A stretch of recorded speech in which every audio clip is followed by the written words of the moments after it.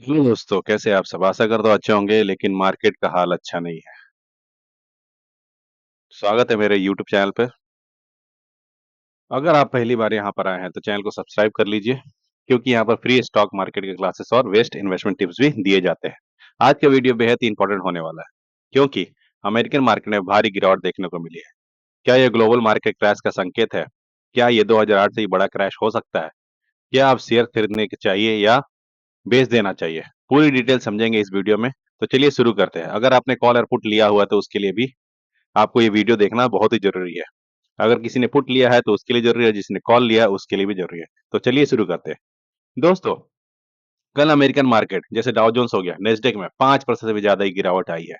2200 point से भी ज़्यादा का क्रैश, ऐसी गिरावट पिछले कई सालों में नहीं देखी है। ये ऐसा हुआ है कि बहुत सालों बाद ऐसा गिरावट मार्केट में आया है, जो भी डाउ जोन्स में।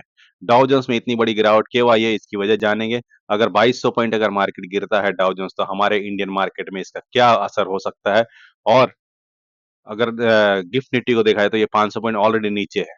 तो जिसने भी पुट खरीदा है, उसके लिए तो चांदी-चांदी है, मतलब हाथ-पैर चांदी, सोना-चांदी सब समझ लीजिए। अगर किसी ने 1 लॉट भी लिया रहेगा, तो उसको वो 4 गुना वो मंडे को हो जाएगा। अगर किसी ने कॉल लिया है, तो उसकी तो समझिए कि अगर मार्केट खुलते ही स्टॉप लॉस अगर उसने लगाया हो, तो ट्रिगर होके बच सकता है, लेकिन गैप डाउन ओपन होने के कारण हो सकता है कि मार्केट बहुत नीचे खुल सके। क्या है इसकी वजह? चाइना ने अमेरिका पर 34% का टैरिफ लगा दिया है। समझिए, अगर यूएस ने टैरिफ लगाया, तो उसके बदले में चाइना ने 34% का टैरिफ लगा दिया है।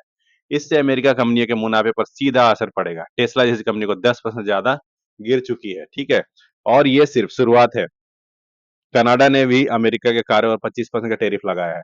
अब अगर यूरोपियन यूनियन भी यही रणनीति अपनाता है, तो अमेरिकन मार्केट और गिरेगा और एक बड़ा क्रैश आ सकता है, क्योंकि जैसे ट्रम्प ने जैसा टैरिफ लगाया, उस हिसाब से सब देशों ने अपनी कमर कस ली और सब लोगों ने बोला कि टीट फॉर टैट। अगर ट्रम्प टैट कर रहा है, टीट कर रहा है, तो हम भी उसी तरह से ट्रीटमेंट देंगे।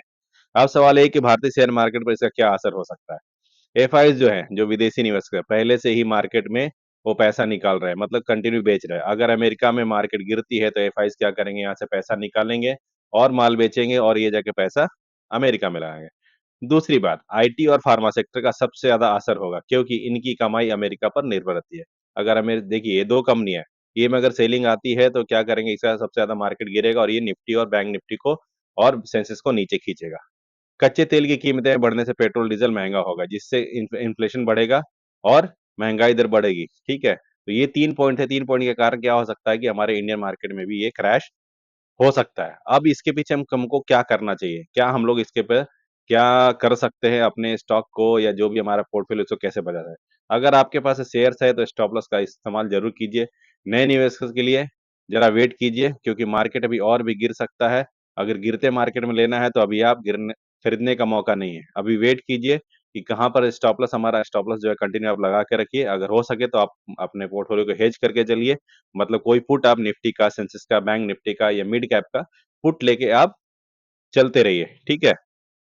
तो दोस्तों, अमेरिका में ट्रम्प वर्सेस फेडरल रिजर्व जैसे जो है, पावेल की लड़ाई भी तेज हो गई है। ये भी एक बड़ा फैक्टर है मार्केट गिरने में। पावेल ने कहा है कि इकोनॉमी में अनसर्टेनिटी बहुत ही ज़्यादा है, इन्फ्लेशन बढ़ेगा और ग्रोथ स्लो होगी। ट्रम्प ने इसके बदले में क्या जवाब दिया, सुनिए। फेड को तुरंत रेट कट करना चाहिए। अब समझिए कि ट्रम्प ने एक तो टैरिफ लगाया, ऊपर से पावेल को ऑर्डर दे रहा है कि भाई तू ये अपना ये कर ले, रेट कट कर दे। अब रेट कट करेगा, तो क्या बढ़ेगा? इन्फ्लेशन बढ़ जाएगा और अनसर्टेनिटी भी, इकोनॉमी को अनसर्टेनिटी भी चली रहे बढ़ती रहेगी। लेकिन पावेल ने साफ कह दिया है कि जल्दीबाजी में कोई भी रेट कट नहीं होगा। अब समझिए कि ट्रम्प प्रेसिडेंट बोलने के बाद भी पावेल बोल रहा है कि नहीं भाई, हम कुछ करेंगे ही नहीं, अभी उसको टाइम लगेगा। इसका मतलब ये है कि अमेरिका मार्केट में वॉलेटिलिटी बनी रहेगी और मार्केट और भी नीचे जा सकता है। क्योंकि इसके पिछले वीडियो में मैंने जो चार्ट के ऊपर बताया था कि ये मार्केट और यहाँ से और ज़्यादा नीचे आ सकता है। तो वैसे ही सेम टू सेम देखने को मिलेगा। अब आने वाले दिनों में हम लोग को क्या करना चाहिए? अब सबसे बड़ा सवाल है कि आगे क्या होगा? मतलब और मार्केट गिरेगा, इंडियन मार्केट और गिर जाएगी, मतलब 2008 से भी बड़ा क्रैश आ सकता है क्या? 9 अप्रैल से चाइना का नया टैरिफ लागू हो गया। ये पहला पॉइंट है, जिससे अमेरिका कंपनी को नुकसान होना चालू हो जाएगा। और दूसरी बात है, यूरोपियन यूनियन भी रिलेटिवली एक कर सकता है, मतलब वो भी एक रिएक्शन दे सकता है, जिससे ग्लोबल ट्रेड में वो और बढ़ सकता है। अब भारतीय मार्केट में करेक्शन जारी रह सकता है, क्योंकि अब यहाँ से मार्केट और गिर सकता है, खासकर मिड कैप के, स्मॉल कैप जैसे शेयर भी और टूटेंगे, क्योंकि इसके पहले जो कल के जो शुक्रवार का जो बाजार था, उसमें देखेंगे मिड कैप सीपीओ वगैरह था, वो 2.5% तक गिरा था। तो हो सकता है कि इसमें और भी गिरावट आ जाएगी, ठीक है? अब क्या करना चाहिए? अब इसमें एक ही ऑप्शन है कि कैश में रहें और बड़ी गिरावट का इंतजार करें। गोल्ड और बॉन्ड्स में निवेश बढ़ाएँ क्योंकि ये सेफ हेवन हो सकता है। आईटी और फार्मा स्टॉक से दूर रहना है जब तक स्थिति क्लियर ना हो। तो दोस्तों, ये थी ग्लोबल मार्केट क्रैश की पूरी अपडेट। अगर आपको वीडियो पसंद आए तो लाइक करें, सब्सक्राइब करें, चैनल को सब्सक्राइब करना ज़रूर भूलें। कल सुबह 10 बजे जो मंडे को मार्केट खुलेगा, नया वीडियो उसमें देखता हूँ, लाइव करता हूँ। लाइव में आके मैं बताऊँगा कि कौन से पोज़ीशन पे आपको करना चाहिए, क्या नहीं करना चाहिए। अगर वीडियो अच्छा लगे तो लाइक कीजिए, सब्सक्राइब कीजिए। मिलते हैं अगले वीडियो में। नमस्कार।